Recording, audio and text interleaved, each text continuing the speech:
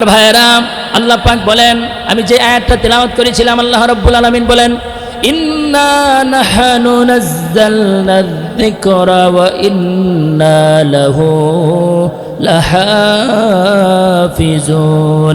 আল্লাহ পাক বলেন, নিশ্চয় আমি কোরআন নাজিল করেছি এবং আমি এর হেফাজত করি। কিতাবের ভিতরে এসেছে আল্লাহ রাব্বুল আলামিন তার কোরআনকে হেফাজত করেছেন চারটি পদ্ধতি অবলম্বন করে। কয়টি পদ্ধতি? চারটি পদ্ধতি কিতাবে এসেছে।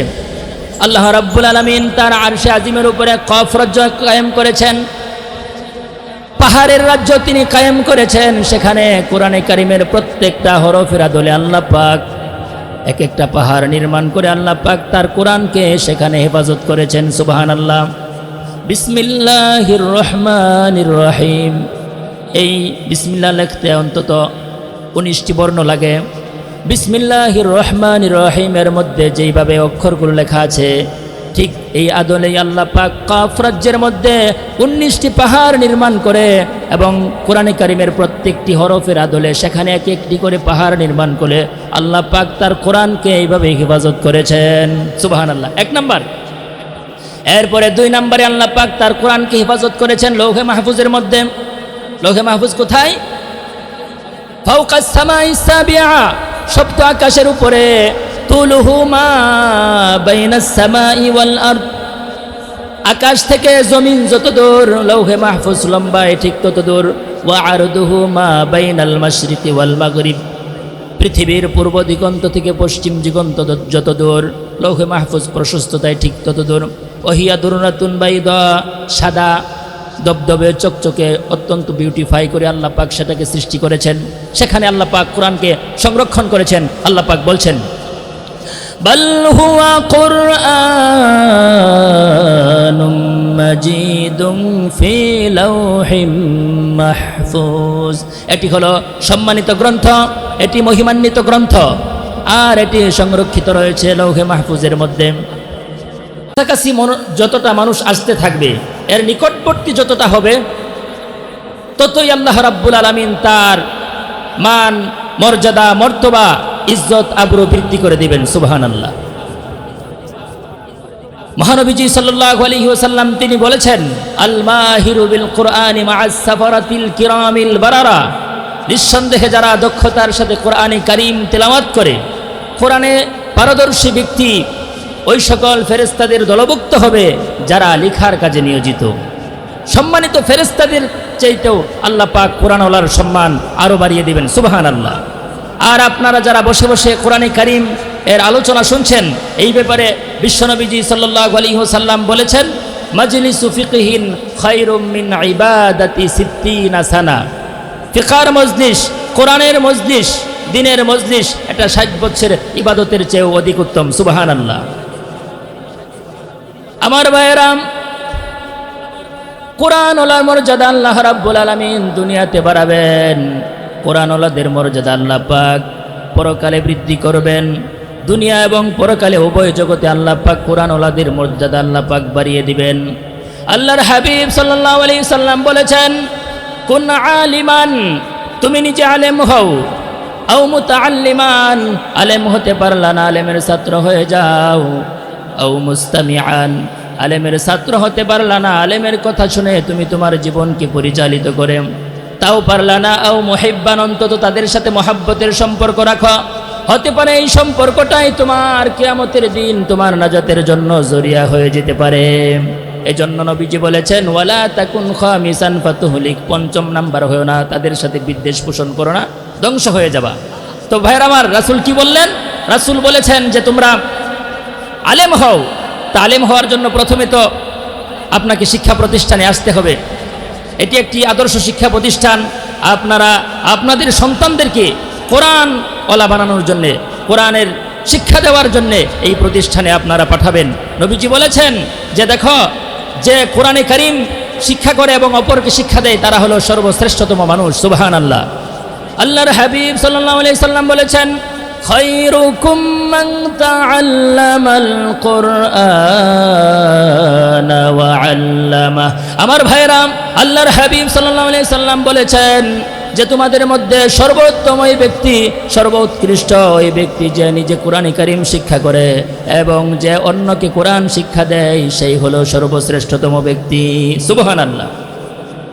আমার ভাইরাম, আল্লাহর হাবিব সাল্লাল্লাহু আলাইহি ওয়াসাল্লাম বলেছেন, যে ব্যক্তি কোরআন কারীম তিলাওয়াত করে, মান কারাআল কুরআনা ওয়া আমিলা বিহি উলবিসা ওয়ালিদাহু তাজান ইয়াউমাল কিয়ামাহ। আল্লাহর হাবিব বলেছেন, যে ব্যক্তি কোরআন পড়ে এবং সেই অনুপাতে আমল করে, কিয়ামতের দিন ওই কোরআনওয়ালার পিতামাতাকে আল্লাহ পাক এমন নূরের মুকুট পরিধান করাবেন, এমন তাজ পরিধান করাবেন, যার আলো যাউহু আহসানু মিন যাউইশ শামস, যার আলো দুনিয়ার সূর্যের চাইতে অধিক বেশি হয়ে যাবে। সুবহানাল্লাহ। এখানে শেষ নয়, মহানবীজি সাল্লাল্লাহু আলাইহি সাল্লাম তিনি বলেছেন, ইউকালু লিসাহিবিল কুরআন, আল্লাহর পক্ষ থেকে ঘোষণা করা হবে, কোরআনওয়ালাকে বলা হবে, ইকরা ওয়ারতাকিম, তুমি পড়তে থাকো আর চড়তে থাকো, অর্থাৎ এক একটা আয়াত তিলাওয়াত করো আর এক এক তলা বিল্ডিং এর উপর তুমি চলে যাও। সুবহানাল্লাহ। আমার ভাইরা, এরপরে নবীজি বলেন, ইকরা ওয়ারতাকি ওয়ারাত্তিল কামা কুনতা তুরাত্তিলু ফিদ দুনিয়া, ওয়ারাত্তিল, তুমি কোরআনে কারীম তিলাওয়াত করো ওইভাবে যেইভাবে তুমি দুনিয়াতে তার তিলের সাথে, তাসবিদের সাথে, তাহসিনের সাথে সুন্দর করে দৃঢ়স্থিরভাবে যেইভাবে তুমি কোরআনে কারীম তিলাওয়াত করতে, ওইভাবে আজকে তুমি কোরআনে কারীমের তিলাওয়াত করো। ফা ইন্না মানজিলাকা ইনদা আখিরি আয়াতিন তাকরাউহা, নবীজি বলেন, তুমি সর্বশেষ আয়াত যেখানে পাঠ করবে সেখানেই তোমার বাসস্থানের সর্বশেষ ঠিকানা হয়ে যাবে। সুবহানাল্লাহ। তার মানে কোরআনে কারীমের মধ্যে কত আয়াত, হাজার হাজার আয়াত রয়েছে। অর্থাৎ হাফেজে কোরআন, কোরআনওয়ালা যখন এই হাজার হাজার আয়াতগুলো তিলাওয়াত করে শেষ করে ফেলবে, তখন আমার আল্লাহ রাব্বুল আলামিন এত বড় বিল্ডিংয়ের মালিক আল্লাহ পাক কোরআনওয়ালাকে বানিয়ে দিবেন। সুবহানাল্লাহ। সম্মানিত ভাইরা, হাসরের মাঠে সবচাইতে বেশি সম্মানিত হবে, মর্যাদাবান হবে নবীগণ, পয়গম্বরগণ। তারা হচ্ছেন সেই কোয়ালিটির মানুষ যাদের সারা জিন্দেগিতে, সারা জীবনে কোনো ধরনের কোনো গুনাহ নাই। আল্লাহ রাব্বুল আলামিন তাদের গায়ে কোনো ধরনের কোনো গুনাহ, জাহেরি বাতিনি, প্রকাশ্য গোপন, ছোট বড়, সগীরা কবিরা, কোনো ধরনের কোনো গুনাহ আল্লাহ পাক পয়গম্বরদের গায়ে স্পর্শ করতে দেননি। তারা হচ্ছেন সেই কোয়ালিটির মানুষ। আমার ভাইয়েরাম, আল্লাহ রাব্বুল আলামিন নবীদেরকে এই পৃথিবীতে সম্মানের পাত্র বানিয়েছিলেন। কারো কাছে যেন মাথা নত করে চলার প্রয়োজন না হয়, সেজন্যে যেই যুগে যেই বিদ্যার, যেই ক্ষমতার পাওয়ার বেশি ছিল, সেই যুগে সেই নবীকে সেই গুণে সকল জ্ঞানীদের চাইতে বেশি গুণান্বিত করে আল্লাহ পাক পৃথিবীতে পাঠিয়ে দিয়েছেন। হযরতে ঈসা রূহুল্লাহ, আল্লাহর নবী হযরত ঈসা আলাইহিস সালাম, তিনি যখন দুনিয়াতে আগমন করলেন, আল্লাহ পাক যখন তাকে দুনিয়াতে পাঠালেন, ওই সময়ের মানুষেরা গ্রিক দর্শন তথা চিকিৎসা বিদ্যায় তারা উৎকর্ষ সাধন করেছিল, চিকিৎসা বিজ্ঞানে তারা উৎকর্ষ সাধন করেছিল। এখন পয়গম্বরের যদি চিকিৎসা বিজ্ঞানের যোগ্যতা না থাকে, যদি চিকিৎসা বিজ্ঞানের কোনো জ্ঞান যদি তার না থাকে, তখন ওই সময়কার লোকেরা তারকে নবী হিসাবে মানবে না। দেখেন, সহজভাবে বুঝেন, কর্মী যদি নেতার চেয়ে বেশি বুঝে, তাহলে ওই নেতার প্রতি কর্মীর কোনো আস্থা থাকবে? থাকবে না। যেহেতু আল্লাহ রাব্বুল আলামিন নবী এবং রসুলদেরকে একটা আস্থার জায়গা করে পাঠিয়েছিলেন, এখন সেই নবী এবং রসুল যদি তৎকালীন যুগের মানুষের চাইতে কম বোঝেন, তাহলে তার ইজ্জত থাকবে না, তার কথা মানুষ শুনবে না, তার সম্মান টিকবে না বলে আল্লাহ রাব্বুল আলামিন প্রত্যেক যুগের নবী এবং রসুলকে তৎকালীন যুগের সর্বজ্ঞানে গুণান্বিত করে আল্লাহ পাক পৃথিবীতে পাঠিয়ে দিয়েছিলেন। সুবহানাল্লাহ। সম্মানিত ভাইরা, আল্লাহ রাব্বুল আলামিন হযরত ঈসা আলাইহিস সালামকে তিনি যখন দুনিয়াতে পাঠালেন, তখন গ্রিক দর্শন, চিকিৎসা বিজ্ঞানের চরম উৎকর্ষ সাধিত হয়েছিল। কিন্তু আল্লাহ রাব্বুল আলামিন তার পয়গম্বরকে এমন গুণদান করে দিলেন যে তৎকালীন যুগের সকল চিকিৎসক, সকল ডাক্তার তার কাছে হার মেনে যায়। কোরআনের ভাষায় শুনুন, আল্লাহ পাক তাকে কি যোগ্যতা দিয়েছিলেন, কি গুণদান করেছিলেন। আল্লাহ রাব্বুল আলামিন বলেন, وَرَسُولًا إِلَى بَنِي إِسْرَائِيلَ أَنِّي قَدْ جِئْتُكُمْ بِآيَةٍ مِّن رَّبِّكُمْ ربكم أني أخلق لكم من الطين أني أخلق لكم من الطين كهيئة الطير فأنفخ فيه فيكون طيرا بإذن الله আল্লাহ রাব্বুল আলামিন বলেন বনি ইসরাইলের একজন পয়গম্বর সে বলবে আন্নী কদ জিতুকুম বিআয়াতিন মির রাব্বিকুম আমি তোমাদের প্রভুর পক্ষ থেকে তোমাদের কাছে নিদর্শন নিয়ে এসেছি কি নিদর্শন নিয়ে এসেছিলেন আল্লাহ পাক বলছেন আন্নী আখলুকু লাকুম মিনাত তিনি হযরত ঈসা আলাইহিস সালাম বলছেন যে আমি তোমাদের জন্য মাটি দ্বারা পাখির আকৃতি বানাবো ফাআনফুখু ফীহি অতঃপর তাতে আমি দম করব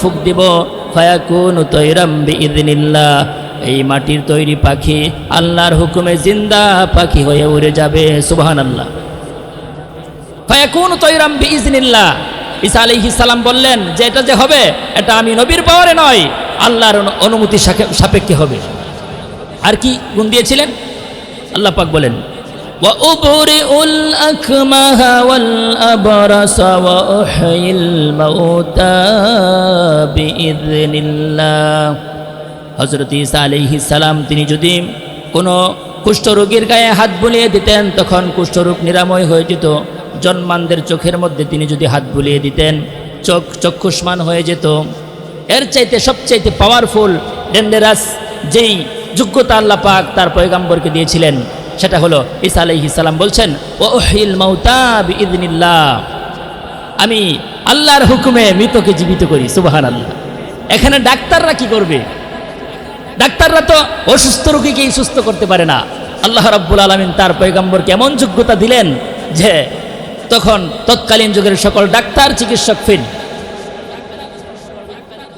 আমার ভাইয়েরাম হযরত মুসা আলাইহিস সালাম তিনি যখন পৃথিবীতে আগমন করলেন তখন জাদুবিদ্যার জয় জয়কার ছিল ওই সময়ের মানুষেরা তারা জাদুবিদ্যা চর্চা করত কিন্তু আল্লাহ রাব্বুল আলামিন তার পয়গম্বরকে এমন মুজিজা দান করে দিলেন যে তৎকালীন যুগের সকল জাদু তার কাছে ফেল হয়ে যায় আল্লাহ রাব্বুল আলামিন মুসা আলাইহিস সালামকে নবুয়তের নিদর্শন হিসাবে 9টি মুজিজা দান করেছিলেন তার মধ্যে একটি হলো লাঠি দিয়েছিলেন একটি সেই লাঠি তিনি যদি জমিনের মধ্যে গেড়ে দিতেন বিশাল বৃক্ষ হয়ে যেত আবার সেই লাঠিটা তিনি যদি ছেড়ে দিতেন সাপ হয়ে যেত অজগর সাপ হয়ে যেত আবার তিনি যদি সমুদ্রে অথবা নদীর মধ্যে ফেলে দিতেন তাহলে সেই লাঠিটা রাস্তা হয়ে যেত ব্রিজ হয়ে যেত আমার ভাইয়েরা এই পৃথিবীতে আল্লাহ পাক যত নবী এবং রাসূল প্রেরণ করেছেন সবাইকে নবুয়তের প্রমাণ হিসাবে নিদর্শন হিসাবে মুজিজা দান করেছেন হযরত দাউদ আলাইহিস সালামকেও মুজিজা দান করেছিলেন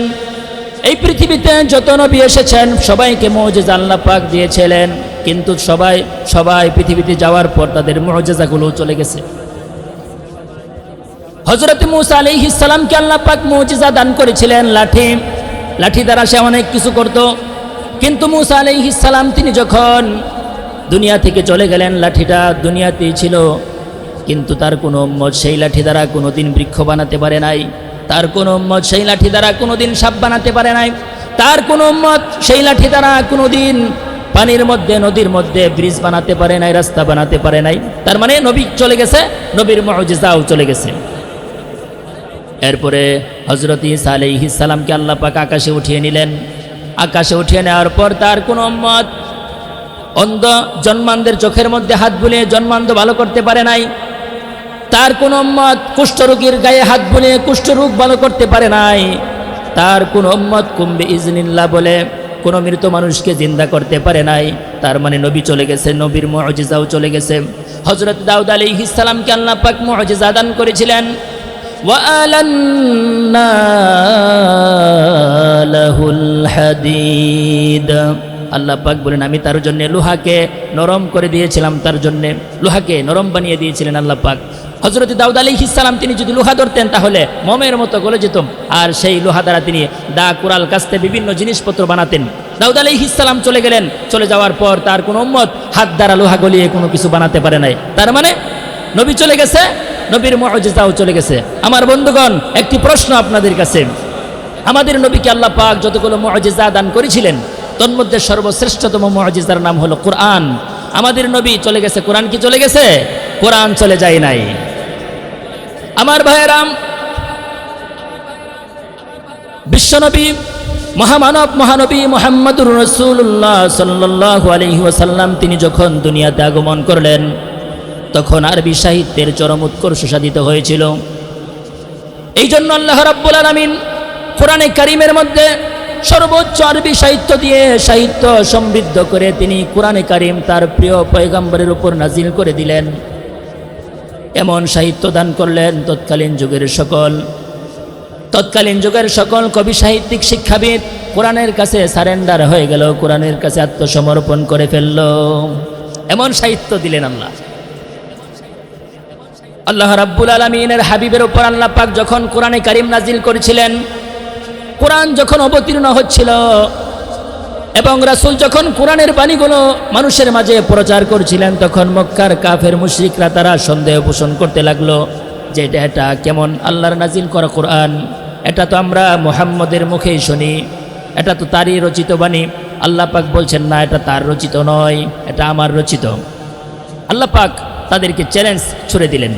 আল্লাহ রাব্বুল আলামিন বলছেন, কুল ফাতু বিকিতাবিম মিন ইনদিল্লাহি হুয়া আহদা মিনহুমা আত্তাবিউহু ইন কুনতুম সাদিকিন। আমার ভাইরাম, আল্লাহ রাব্বুল আলামিন তার হাবিবকে বললেন, হে হাবিব, হে আমার নবী, আপনি বলুন তোমরা যদি সত্যবাদী হও তাহলে তোমরা আল্লাহর পক্ষ থেকে এমন কোনো কোরআন নিয়ে আসো, এমন কোনো কিতাব নিয়ে আসো যেই কিতাবটা তাওরাত এবং কোরআনের চেয়ে উৎকৃষ্ট হবে, উন্নত হবে, তাহলে আমি সেই কিতাবের অনুসরণ করব। তারা আনতে পারলো না। এরপরে আল্লাহ পাক চ্যালেঞ্জ দিলেন, ঠিক আছে, তোমরা যেহেতু সন্দেহ পোষণ করছো তাহলে তোমাদেরকে বলা হলো কোরআনের চেয়ে উৎকৃষ্ট কোনো কিতাব নিয়ে আসো। তোমরা আনতে পারলে না, তাহলে এবার কোরআনের মতো একটা কোরআন নিয়ে আসো।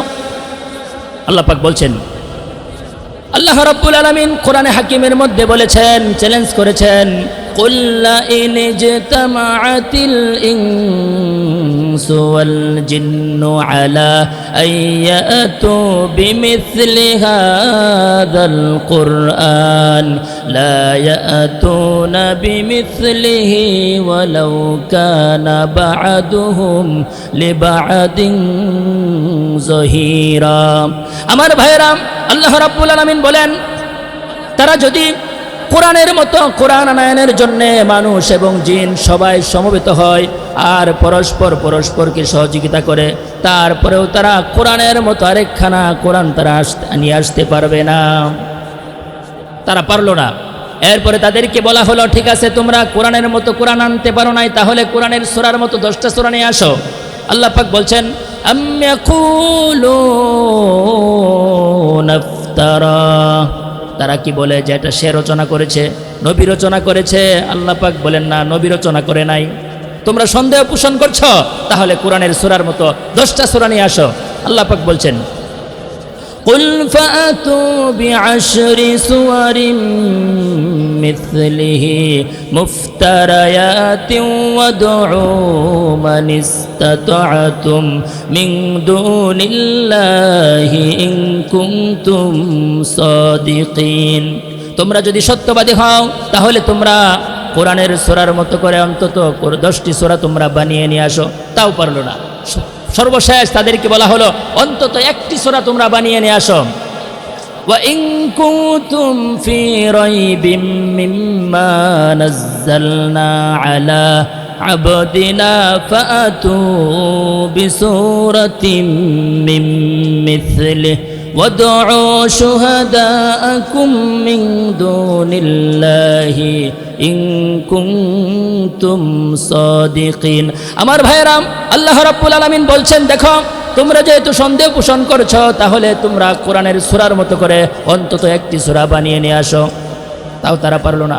সর্বশেষ যখন সূরাতুল কাউসার নাজিল হলো, তখন সূরা কাউসার প্রথম 2টি আয়াত একজন কাবা শরীফের গায়ে লিখে দিলেন, দেয়ালে লিখে দিলেন, এবং নিচে লিখে দেওয়া হলো যে তোমরা অন্তত এই সূরা কাউসারের আয়াতের মতো অন্তত 1টি আয়াত তোমরা বানিয়ে দেখাও। তৎকালীন যুগের সকল কবি সাহিত্যিক শিক্ষাবিদ তারা একজোট হয়ে চেষ্টা করতে লাগলো। আমার ভাইয়েরা, চেষ্টা করলে কি হবে? কিন্তু চেষ্টা করলে তো কোনো লাভ হবে না। তাদের এই সকল চেষ্টাগুলো ব্যর্থতায় পর্যবসিত হলো। এই ব্যর্থ কবি এবং সাহিত্যিকদের দল চলে গেল সেই যুগের কবি লাবিদের কাছে। কবি সম্রাট সকল কবিদের প্রধান কবি লাবিদের কাছে গিয়ে বলে, দেখো এইবারে মাত্র একটি আয়াত বানানোর চ্যালেঞ্জ এসেছে, তাও যদি আমরা না পারি তাহলে আমাদের কবিকুলের সম্মান থাকে না। তুমি যেহেতু কবি সম্রাট, সেরা কবি, আমিরুশ শুআরা, যেহেতু তুমি প্রধান কবি, অবশ্যই তুমি পারবে অন্তত একটি আয়াত রচনা করতে কোরআনের আয়াতের অর্থের সাথে মিলিয়ে। কবি লাবিদ চেষ্টা শুরু করে দিল, কিন্তু চেষ্টা শুরু করলে কি হবে? দিনের পর দিন যায়, রাতের পর রাত যায়, সে কোরআনের আয়াতের মতো কোনো আয়াত রচনা করতে পারে না। পরিশেষে সে লিখে দিল, লাইসা হাদা মিন কালামিল বাশার। সে বলে দিল, দেখো এটা মানুষের কোনো রচনা নয়, এটা মানুষের কথা নয়। সুবহানাল্লাহ। তার মানে এই গ্রন্থটা আল্লাহ পাকের। আমার ভাইয়েরা, আল্লাহ পাক বলেন, আমি যে আয়াতটা তিলাওয়াত করেছিলাম, আল্লাহ রাব্বুল আলামিন বলেন, ইন্না নাহনু নাযালনা যিকরা ওয়া ইন্না লাহু লাহাফিজুন।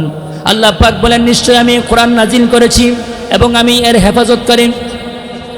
কিতাবের ভিতরে এসেছে আল্লাহ রাব্বুল আলামিন তার কোরআনকে হেফাজত করেছেন 4টি পদ্ধতি অবলম্বন করে। কয়টি পদ্ধতি?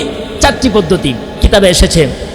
আল্লাহ রাব্বুল আলামিন তার আরশে আজিমের উপরে কফ রাজ্য কায়েম করেছেন, পাহাড়ের রাজ্য তিনি কায়েম করেছেন। সেখানে কোরআনে কারিমের প্রত্যেকটা হরফের আদলে আল্লাহ পাক এক একটা পাহাড় নির্মাণ করে আল্লাহ পাক তার কোরআনকে সেখানে হেফাজত করেছেন। সুবহানাল্লাহ। বিসমিল্লাহির রহমানির রহিম, এই বিসমিল্লাহ লিখতে অন্তত 19টি বর্ণ লাগে। বিসমিল্লাহির রহমানির রহিমের মধ্যে যেইভাবে অক্ষরগুলো লেখা আছে, ঠিক এই আদলেই আল্লাহ পাক কাফ রাজ্যের মধ্যে 19টি পাহাড় নির্মাণ করে এবং কোরআনে কারিমের প্রত্যেকটি হরফের আদলে সেখানে এক একটি করে পাহাড় নির্মাণ করে আল্লাহ পাক তার কোরআনকে এইভাবে হেফাজত করেছেন। সুবহানাল্লাহ। 1 নাম্বার। এরপরে 2 নম্বরে আল্লাহ পাক তার কোরআনকে হেফাজত করেছেন লৌহে মাহফুজের মধ্যে। লৌহে মাহফুজ কোথায়? ফাওকাস সামাইস সাবিআ, সপ্ত আকাশের উপরে। তুলুহু মা বাইনাস সামাই ওয়াল আরদ, আকাশ থেকে জমিন যত দূর লৌহে মাহফুজ লম্বায় ঠিক তত দূর। ওয়া আরদুহু মা বাইনাল মাশরিকি ওয়াল মাগরিব, পৃথিবীর পূর্ব দিগন্ত থেকে পশ্চিম দিগন্ত যত দূর লৌহে মাহফুজ প্রশস্ততায় ঠিক তত দূর। ওহিয়া দুরনাতুন বাইদা, সাদা দবদবে চকচকে অত্যন্ত বিউটিফাই করে আল্লাহ পাক সেটাকে সৃষ্টি করেছেন। সেখানে আল্লাহ পাক কোরআনকে সংরক্ষণ করেছেন। আল্লাহ পাক বলছেন, বাল হুয়া কুরআনুম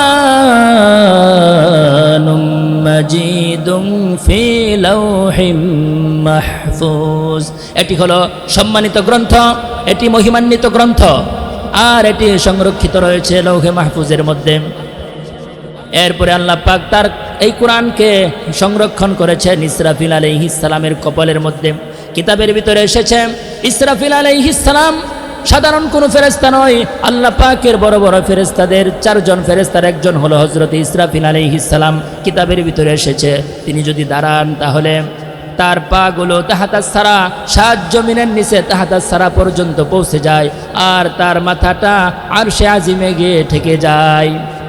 কিতাবে এসেছে পৃথিবীতে যত নদীনালা, খাল, বিল, সাগর, উপসাগর, মহাসাগর রয়েছে, সকল পানিগুলো যদি একযোগে একই সাথে ইসরাফিল আলাইহিস সালামের মাথার মধ্যে ঢেলে দেওয়া হয়, তারপরেও তথাপিও 1 ফোঁটা পানি তার মাথা থেকে বেয়ে পড়বে না। এত বড় ফেরেশতা আল্লাহ রাব্বুল আলামিন ওই ফেরেশতার কপালের মধ্যে 30 পারা কোরআন লিপিবদ্ধ করে সংরক্ষণ করেছেন। 4 নাম্বার, আল্লাহ পাক তার কোরআনকে কিভাবে সংরক্ষণ করেছেন দেখেন। আল্লাহ রাব্বুল আলামিন এই পৃথিবীর শত শত নয়, হাজার হাজার নয়, লক্ষ লক্ষ নয়, কোটি কোটি মানুষের হৃদয়কে চয়েস করেছেন, নির্বাচন করেছেন তার কোরআনকে সংরক্ষণ করার জন্যে। হাফেজে কোরআনদেরকে আল্লাহ পাক হাফেজে কোরআনদের মাধ্যমে কোরআনকে হেফাজত করেছেন, সংরক্ষণ করেছেন। যে কোরআনের ধারক বাহক যারা হাফেজে কোরআনদের মর্যাদা আল্লাহ পাক অনেক বৃদ্ধি করেছেন। রাসূল পাক সাল্লাল্লাহু আলাইহি ওয়াসাল্লাম বলেছেন যে 3 ব্যক্তিকে সম্মান করা স্বয়ং আল্লাহকে সম্মান করার সমান। সুবহানাল্লাহ। 1 নাম্বার, বৃদ্ধ মুসলমান। হাদিস শরীফের মধ্যে এসেছে, হাদিসটি সহিহ, বৃদ্ধ মুসলমানকে সম্মান করা স্বয়ং আল্লাহকে সম্মান করার সমান। এখন আমরা বৃদ্ধকে সম্মান করি? বাবার বয়সী মানুষ পাশেই বসে বসে সিগারেট খাচ্ছে, সালামও দেয় না, আবার ঠ্যাং নাচাচ্ছে, অসভ্য না। আপনি সম্মান করবেন। রাসূল বলেছেন 3 ব্যক্তিকে সম্মান করা স্বয়ং রবকে সম্মান করার সমান। 1 নাম্বার বৃদ্ধ মুসলমানকে সম্মান করা, 2 নাম্বার হামিল কোরআন, কোরআনের দ্বারক বাহক হাফিজ কোরআনকে সম্মান করা স্বয়ং আল্লাহকে সম্মান করার সমান। এরপরে 3 নম্বরে নবীজি বলেছেন ন্যায় বিচারক শাসক, ন্যায় বিচারক নেতাকে সম্মান করা আল্লাহ তাআলাকে সম্মান করার সমান। সুবহানাল্লাহ। সম্মানিত ভাইরা, আল্লাহ রাব্বুল আলামিনের হাবিব সাল্লাল্লাহু আলাইহি সাল্লাম বলেছেন, যেই ঘরে কোরআনে কারিমের তিলাওয়াত করা হয় ওই ঘরের মধ্যে রহমত বরকত বেড়ে যায়, সন্তান সন্ততিতে বরকত হয়, কামাই রোজগারের মধ্যে বরকত হয়, রহমতের ফেরেশতাদের আগমন ঘটে এবং সেই ঘর থেকে শয়তান বিতাড়িত হয়ে যায়। মুসলিম শরীফের 796 নম্বর হাদিস, আপনাদেরকে হাদিসটা শোনাই। হযরতে আবু সাঈদ খুদরি থেকে বর্ণিত, তিনি বলেন, এক রাতে হযরতে উসাইদ ইবনে হুযাইর রাদিয়াল্লাহু তাআলা আনহু তিনি তার গোরা রাস্তা বলে কোরআনে কারিমের তিলাওয়াত করছিলেন। তিনি তার গোরা রাস্তা বলে কোরআনে কারিমের তিলাওয়াত করছিলেন। ওই সময় তার গোরা লাফঝাপ শুরু করে দিল, লাফালাফি শুরু করে দিল। তিনি কোরআনে কারিম পড়া বন্ধ করে দিলেন, স্টপ করে দিলেন। গোরা শান্ত হয়ে গেল। আবারও যখন তিনি কোরআনে কারিমের তিলাওয়াত শুরু করলেন, আবারও গোরা লাফালাফি শুরু করছে। হযরতে উসাইদ ইবনে হুযাইর বলেন, আমি ভীত সন্ত্রস্ত হয়ে গেলাম, আমি ভয় পেয়ে গেলাম, আমি শঙ্কিত হলাম। কারণ আমার পাশেই আমার সন্তান এহিয়া ঘুমানো, গোরা যেইভাবে লাফাচ্ছে, এখন যদি সে আমার সন্তানের উপর, গোরা যদি আমার সন্তানের বুকের উপর লাফিয়ে পড়ে, তাহলে আমার সন্তান আহত নিহত হওয়ার সম্ভাবনা আছে। এই জন্য আমি কোরআনে কারিমের তিলাওয়াতকে স্টপ করে দিলাম এবং আমি তার কাছে গেলাম। হঠাৎ করে আমি আমার মাথার দিকে তাকিয়ে দেখি একটা সামিয়ানার মতো মেঘপুঞ্জ দেখা যায়। সেখানে হাজার হাজার নূরের প্রদীপ, হাজার হাজার প্রদীপ, হাজার হাজার নূরের বাতি আলোকিত করে আছে। অতঃপর সেইগুলো শূন্যে অদৃশ্য হয়ে গেল, আমি আর দেখতে পাইলাম না। পরের দিন সকালবেলায় আমি রাসূলকে বললাম, হে আল্লাহর রাসূল, গত রাত্রে আমি যখন কোরআনে কারিমের তেলাওয়াত করছিলাম আমার গোরা রাস্তা বলে, আমার গোরা লাফাচ্ছিল কেন? এবং আমি যখন কোরআনে কারিমের তেলাওয়াত বন্ধ করে দিলাম তখন গোরা শান্ত হলো কেন? রাসূল বললেন, দেখো, তুমি যখন কোরআনে কারিমের তিলাওয়াত করছিলে তখন তোমার তিলাওয়াত শ্রবণ করার জন্যে রহমতের ফেরেশতারা তোমার ঘরে দলে দলে প্রবেশ করছে। তুমি তো দেখো নাই তোমার গোরা সেই সকল ফেরেশতাদেরকে জায়গা করে দেওয়ার জন্যে কখনো এই দিকে জাপ দিয়েছে, কখনো ওই দিকে জাপ দিয়েছে। আর যখন তুমি কোরআনে কারিমের তিলাওয়াত স্টপ করে দিয়েছ, বন্ধ করে দিয়েছ, তখন ফেরেশতারা তোমার ঘর থেকে চলে গিয়েছে, তোমার গোরা শান্ত হয়েছে। এরপরে তুমি যে দেখেছ যে তোমার মাথার উপর হাজার হাজার নূরের বাতি, আসলে ওইগুলো প্রদীপ নয়, ওইগুলো বাতি নয়, ওইগুলো হলো আল্লাহর রহমতের ফেরেশতা, নূরের ফেরেশতা। তারা তোমার কোরআনে কারিমের তিলাওয়াত শ্রবণ করছিল। তুমি যদি সকাল পর্যন্ত কোরআন পড়তে তাহলে সকাল পর্যন্ত তারা থাকতো, এমনকি মানুষেরাও দেখতে পারতো, তারা অদৃশ্য হতো না। এই হাদিস থেকে বোঝা যায় যেই করে কোরআনে কারিমের তিলাওয়াত হয় ওই ঘরটা রহমত বরকতে পরিপূর্ণ হয়ে যায়। সুবহানাল্লাহ। আমার ভাইয়েরা, কোরআনে কারিম, এই কোরআনের অনেকগুলো নাম রয়েছে। একটি হলো কোরআনে কারিম, একটি হলো কোরআনে মাজিদ, এরপরে এটার নাম হলো কোরআনে আজিম। আল্লাহ পাক বলছেন, ওয়ালাকাদ আতাইনাকা সাবআম মিনাল মাথানি ওয়াল কুরআনাল আযীম। নবী, আমি আপনাকে ওয়ালাকাদ আতাইনাকা সাবআম মিনাল মাসানি, আমি আপনাকে সাবউল মাসানি দান করেছি এবং পাশাপাশি আপনাকে কোরআনে আজিম দান করেছি, মহান গ্রন্থ দান করেছি। এরপরে এই কোরআনের আরেকটি নাম হলো কোরআনে হাকিম, বিজ্ঞানময় কোরআন। ইয়াসিন ওয়াল কুরআনিল হাকিম। আমার ভাইয়েরা, দেখবেন এই পৃথিবীতে যে যত বড় হয় তার কথার দাম তত বেশি হয়, ঠিক না ভাই? একটি উদাহরণ দিই আপনাদেরকে। একজন মেম্বারের কথার চেয়ে একজন ইউনিয়ন চেয়ারম্যানের কথার দাম বেশি, ঠিক না? একজন ইউনিয়নের চেয়ারম্যানের চেয়ে উপজেলা চেয়ারম্যানের কথার দাম বেশি। একজন উপজেলা চেয়ারম্যানের চেয়ে একজন সংসদ সদস্য এমপির কথার দাম বেশি।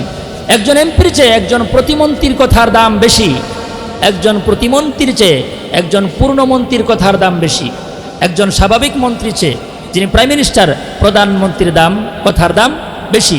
কারণ সে সর্বোচ্চ পদে আছে, সে সবচেয়ে পাওয়ারফুল ব্যক্তি, এই জন্য সে যেহেতু সবচেয়ে দামি, এই জন্য তার কথাও সবচেয়ে দামি। তো আমার আল্লাহ যেহেতু সবচেয়ে বড়, সবচেয়ে পাওয়ারফুল, সবচেয়ে দামি, এই জন্য আল্লাহর কথাও সবচাইতে দামি। আমার ভাইয়েরা, কোরআনে কারিম এমন একটি গ্রন্থ, এই কোরআনের কারিমের সাথে যারই স্পর্শ লাগবে, সংস্পর্শে আসবে যারা, কোরআনের তাদের মূল্য আল্লাহ পাক বাড়িয়ে দিবেন, তাদের দাম আল্লাহ পাক বৃদ্ধি করে দিবেন। রাসূল পাক সাল্লাল্লাহু আলাইহি ওয়াসাল্লাম হাদিস শরীফের মধ্যে বলেছেন, যারা কোরআনে কারিম পাঠ করে, তিলাওয়াত করে, আল্লাহ রাব্বুল আলামিন প্রত্যেকটা অক্ষরের বিনিময়ে অন্তত 10টা করে নেকি দান করেন। আমার ভাইরা, আল্লাহর হাবিব সাল্লাল্লাহু আলাইহি ওয়াসাল্লাম বলেছেন, আনা আমুরুকুম বিখামসিন ওয়াল্লাহু আমারানি বিহিন্না ওয়াল জামাআ ওয়াস সামিঈ ওয়াত তাআ ওয়াল হিজরা ওয়াল জিহাদ ফি সাবিলিল্লাহ। আল্লাহর হাবিব সাল্লাল্লাহু আলাইহি ওয়াসাল্লাম বলেছেন, আল্লাহ পাক আমাকে 5টা বিষয়ের ওসিয়ত করেছেন, আমি আমার উম্মতদেরকে সেই 5টা বিষয়ের ওসিয়ত করছি। 1 নম্বর ওয়াল জামাআ, ইসলামের মধ্যে পরিপূর্ণভাবে দাখিল হতে হবে। আংশিক আমরা মানলাম, আল্লাহ বলছেন যে আংশিক, এটা গ্রান্টেড নয়, গ্রহণযোগ্য হবে না। এই জন্য আল্লাহ রাব্বুল আলামিন কোরআনে কারিমের মধ্যে বলছেন, ইয়া আইয়ুহাল্লাযীনা আমানু দুখুলু ফিস-সিলমি কাফা, হে ঈমানদাররা, তোমরা পরিপূর্ণভাবে ইসলামের মধ্যে দাখিল হয়ে যাও, পরিপূর্ণভাবে কমপ্লিটলি তোমরা ইসলামের মধ্যে দাখিল হও। এখন কেউ যদি ইসলাম না মানে, তাহলে আল্লাহ পাক বলছেন যে তার কোনো ইবাদত বন্দেগী আল্লাহর দরবারে গ্রহণযোগ্য হবে না। আল্লাহ বলছেন, وَمَن يَبْتَغِ غَيْرَ الْإِسْلَامِ دِينًا فَلَن يُقْبَلَ مِنْهُ وَهُوَ فِي الْآخِرَةِ مِنَ الْخَاسِرِينَ। আল্লাহ রাব্বুল আলামিন বলেন, কেউ যদি ইসলাম ছাড়া অন্য কোনো জীবন বিধানকে গ্রহণ করতে চায়, তাহলে তার থেকে সেটা গ্রহণ করা হবে, অন্তর্ভুক্ত হবে, শামিল হবে। তো রাসূল বলেন, আল্লাহ পাক আমাকে 5টা জিনিসের ওসিয়ত করেছেন, আমি সেই 5টা জিনিসের আদেশ আমি আমার উম্মতদেরকে করছি। 1 নাম্বার, যে তোমরা ইসলামের মধ্যে পরিপূর্ণভাবে দাখিল হও। এরপরে 2 নাম্বার ওয়াসসামিঈ, শুনতে হবে, শোনো, শ্রবণ করো, আমরা শুনি, এই জিনিসটা আমাদের আছে। এরপরে 3 নম্বরে রাসূল বলেছেন যে ওত্তাআ, আনুগত্য করো, শোনো এবং মানো। আমরা এটা করি না, শুনতে হবে, মানতে হবে।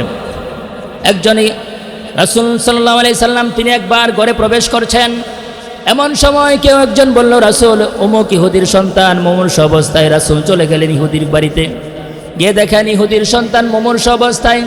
আল্লাহর হাবিব সাল্লাল্লাহু আলাইহি সাল্লাম বললেন, আসলিম, তুমি ইসলাম গ্রহণ করো। ইহুদির সন্তান ইহুদির দিকে তাকিয়ে আছে। ইহুদি বেটা তার সন্তানকে বলল, ইত্তাবি মা ইউকালু লাকা মুহাম্মদ, হে আমার সন্তান, বিশ্বনবী যা বলে তুমি তা মেনে নাও। ছেলেটি সঙ্গে সঙ্গেই পড়ে নিয়েছে, লা ইলাহা ইল্লাল্লাহু মুহাম্মাদুর রাসূলুল্লাহ সাল্লাল্লাহু আলাইহি ওয়াসাল্লাম। রাসূল বললেন, কালিমা শেষ, জীবনও শেষ। একটু আগে সে ছিল জাহান্নামী, এখন সে জান্নাতি হয়ে গেছে। সুবহানাল্লাহ। এটা কি জন্য হয়েছে বলতে পারেন? শুনছে, মানছে। রাসূল বলছে যে তুমি ইসলাম গ্রহণ করো, শুনছে, এরপরে সে মানছে। এই কারণে আমাদেরকে ধর্মের কথাগুলো, ইসলামের কথাগুলো, কোরআনের কথাগুলো, সহিহ হাদিসের কথাগুলো আমাদেরকে শুনতে হবে, মানতে হবে। এরপরে রাসূল বলেছেন, ওয়াসসামঈ ওয়াত তাআ ওয়াল হিজরা, হিজরত করা। হিজরতের একটি অর্থ হলো পরিত্যাগ করা। যত ধরনের নাফরমানি আছে, গুনাহ আছে, আমরা গুনাহগুলো পরিত্যাগ করব। এরপরে সর্বশেষ রাসূল বলেছেন, আল জিহাদু ফি সাবিলিল্লাহ, আল্লাহর পথে সংগ্রাম করা। একজন সাহাবী এসে বলে, আল্লাহর হাবিব সাল্লাল্লাহু আলাইহি সাল্লামকে বলল, আইয়ুল আ'মালি আফজল, ওগো রাসূল, সবচাইতে সেরা আমল কোনটি, সবচাইতে ভালো আমল কোনটি? রাসূল বললেন, সবচাইতে সেরা আমল হলো 3টি। আসসালাতু ফি ওয়াক্তিহা, সময় মতো নামাজ পড়া। বিররুল ওয়ালিদাইন, 2 নম্বরে পিতামাতার সেবা করা। এরপরে 3 নম্বরে হলো আল জিহাদু ফি সাবিলিল্লাহ, আল্লাহর পথে সংগ্রাম করা। আমার ভাইয়েরা, একটা হাদিস আপনাদেরকে শোনাই। ইবনে হাজার আসকালানী রহমতুল্লাহ আলাই, হাফেজ ইবনে হাজার আসকালানী রহমতুল্লাহ আলাই মুনাব্বিহাত গ্রন্থে তিনি একটি হাদিস উল্লেখ করেছেন। একবার আল্লাহর হাবিব সাল্লাল্লাহু আলাইহি সাল্লাম তিনি বললেন, ও আমার সাহাবায়ে কেরাম, এই দুনিয়ার তিনটা জিনিস আমার কাছে বড় বেশি ভালো লাগে, আমার কাছে খুব বেশি পছন্দ হয় তিনটা জিনিস। এক নাম্বার সুগন্ধি, সুগন্ধি আমার কাছে ভালো লাগে। সকল নবীরা সুগন্ধি ব্যবহার করেছেন। আরবাউম মিন সুনানিল মুরসালিন, সকল নবীদের সুন্নত হলো চারটি সুন্নত, সকল নবীদের সুন্নত। একটা হলো আসসিওয়াক, আল খিতান, আন নিকাহ, আল উতুর। চারটার মধ্যে একটা আছে সুগন্ধি। তো নবীজি বললেন, হে আমার সাহাবীরা, আমার কাছে তিনটা জিনিস পছন্দনীয়। এক নম্বরে হলো সুগন্ধি, দুই নম্বরে হলো নারী আমার স্ত্রীরা, তিন নম্বরে হলো নামাজ। এই তিনটা জিনিস আমার কাছে পছন্দ। ওই সময় রাসূলের দরবারে কয়েকজন সাহাবী উপস্থিত ছিলেন। তখন হযরত আবু বকর বললেন, রাসূল আপনি সত্য বলেছেন, আমার কাছেও তিনটা জিনিস পছন্দের। এক নম্বর হযরত আবু বকরের পছন্দের তিনটা জিনিসের প্রথম জিনিস, হযরত আবু বকর বলেন, রাসূল আমার কাছে প্রথম পছন্দ হলো আপনার চেহারা মুবারক দেখা। এরপরে দুই নম্বরে হলো আমার অর্থ সম্পদ আপনার জন্য খরচ করা। এরপরে তিন নম্বরে হলো আমার কন্যা হযরত আয়েশা আপনার বিবাহ বন্ধনে থাকা। তো রাসূলের চেহারা দেখা ইবাদত। হযরতে আবু বকর বলেন, আমার প্রথম পছন্দ হলো আপনার চেহারা দেখা। রাসূলের চেহারা কত সুন্দর ছিল বলতে পারেন? একটু হাদিস থেকে আপনাদেরকে শোনাই। হযরতে জাবির ইবনে আব্দুল্লাহ রাদিয়াল্লাহু তাআলা আনহু থেকে বর্ণিত, তিনি বলেন, একবার আমি রাতের বেলায় আকাশের পূর্ণিমার চাঁদের দিকে তাকালাম, আরেকবার রাসূলের চেহারা মুবারকের দিকে তাকালাম। একবার আকাশের পূর্ণিমার চাঁদের দিকে তাকালাম, আরেকবার রাসূলের চেহারা মুবারকের দিকে তাকালাম। আমার কাছে মনে হলো রাসূলের চেহারাটা পূর্ণিমার চাঁদের চেয়ে অতি উজ্জ্বল। সুবহানাল্লাহ। মা আয়েশা বলতেন, হে দুনিয়ার মানুষ, তোমাদের একটা সূর্য আছে, যেই সূর্যটা সকালবেলায় পূর্ব আকাশে উদিত হয়, আর আমারও একটা সূর্য আছে, যেই সূর্যটা প্রতিদিন এশার নামাজের পর আমার ঘরে উদিত হয়। মা আয়েশা বলতেন, মা আয়েশা রাদিয়াল্লাহু তাআলা আনহা বলছেন যে আমি একদিন রাতের বেলায় সুই দিয়ে কাজ করছিলাম, হঠাৎ আমার হাত থেকে সুইটা পড়ে গেল, ঘরে বাতিও নাই, বাতিও বন্ধ হয়ে গেছে। এমন সময় রাসূল আমার ঘরে তাশরিফ আনলেন। আমি দেখতে পাইলাম যে আমার সুইটা খুঁটির করোনারে পড়ে আছে। সুবহানাল্লাহ। রাসূলের চেহারা এত উজ্জ্বল ছিল। তো হযরতে আবু বকর বলেন যে আমার প্রথম পছন্দ হলো আপনার চেহারা মুবারক দেখা। এরপরে দুই নম্বরে হলো আমার অর্থ সম্পদ আপনার জন্য খরচ করা। এরপরে তিন নম্বরে হলো যে আমার কন্যা হযরতে আয়েশা আপনার বিবাহ বন্ধনে আবদ্ধ থাকা।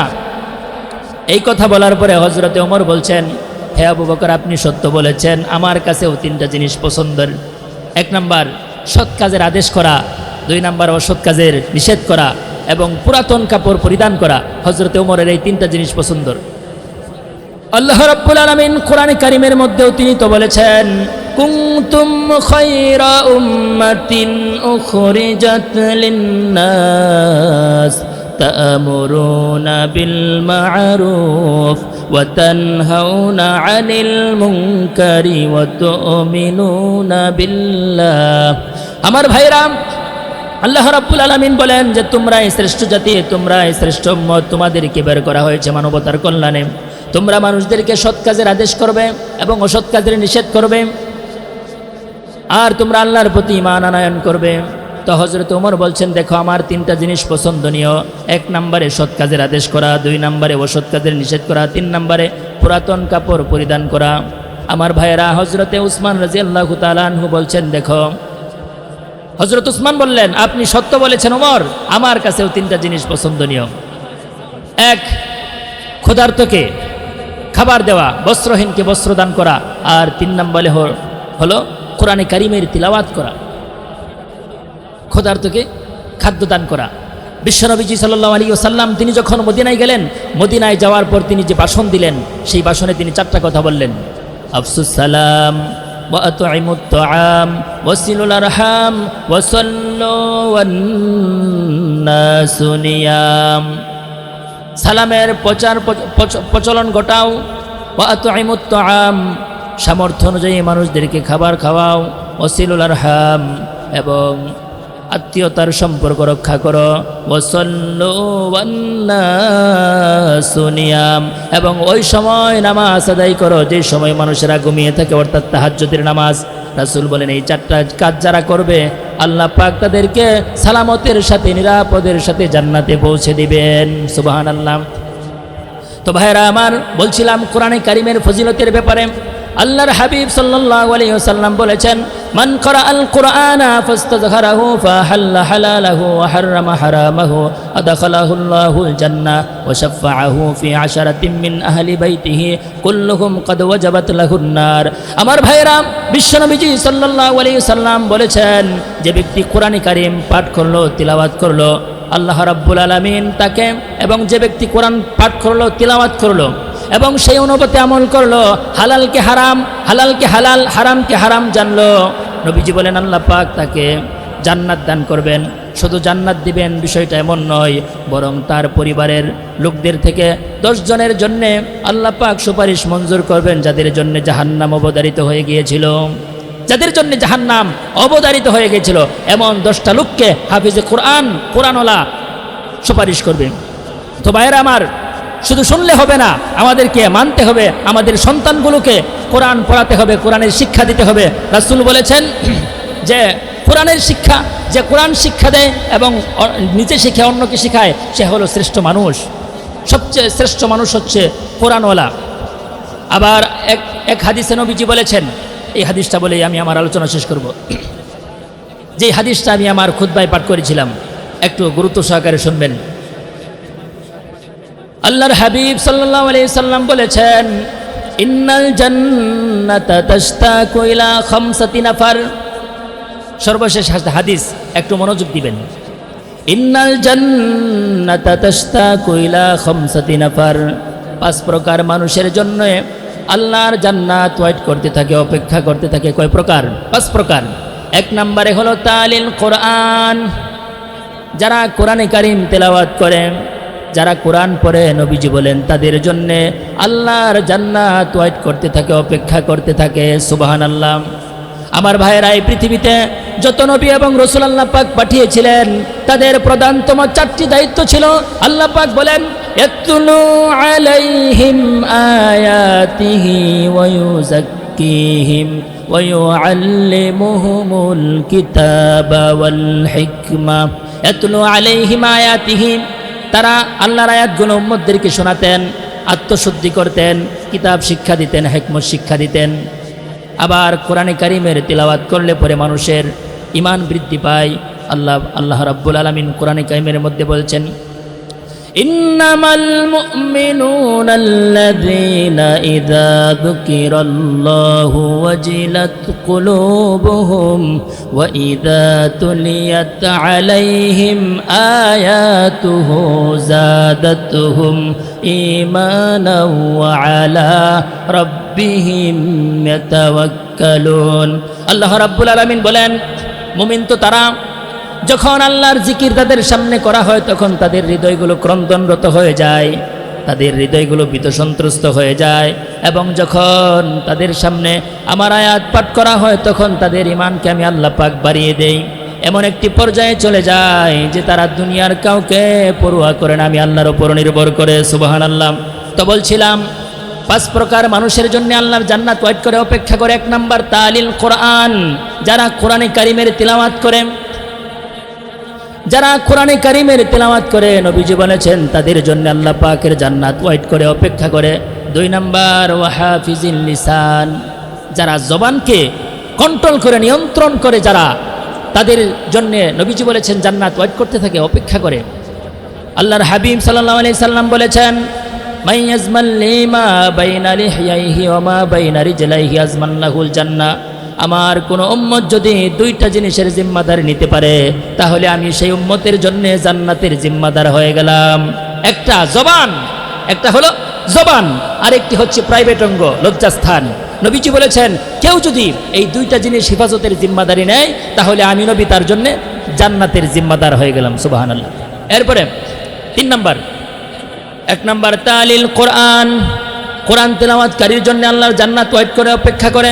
2 নাম্বার ওয়াহাফিজিল লিসান, যারা তাদের জবানকে নিয়ন্ত্রণ করে, কন্ট্রোল করে। এরপরে মুকসিল উরিয়ান, এরপরে যে ব্যক্তি কি করে ওই বস্ত্রহীনকে বস্ত্র দেয়, যে ব্যক্তি বস্ত্রহীনকে বস্ত্র, দেখেন এই শীতকাল আমরা কত রং বেরঙের পোশাক পরিধান করি, কিন্তু আমার পাশে একটা প্রতিবেশী গরিব মানুষ, সে শীতের বস্ত্র কিনতে পারছে না, তাকে আপনি যদি কিনে দেন, রাসূল বলেছেন যে বস্ত্রহীনকে বস্ত্র দিল তার জন্য আল্লাহর জান্নাত ওয়েট করতে থাকে। এরপরে আরেকটি হলো যে ক্ষুধার্তকে খাবার দেয়। এরপরে সর্বশেষ নবীজি বলেছেন ওমান সাল্লা আলা হাবিবির রহমান, যে ব্যক্তি সদা সর্বদা সব সময় রাসূলের উপর দুরূদ শরীফ পাঠ করে, রাসূলের উপর যারা দুরূদ পাঠ করে আল্লাহ পাক তাদের আল্লাহর জান্নাত তাদের জন্য ওয়েট করতে থাকে, অপেক্ষা করতে থাকে। তো ভাইয়ের আমার আলোচনা শেষ। আমি আপনাদেরকে একটি রিকোয়েস্ট করব, দেখেন এতক্ষণ পর্যন্ত আজ থেকে সন্ধ্যা থেকে এই পর্যন্ত যা আলোচনা হলো, অধিকাংশ আলোচক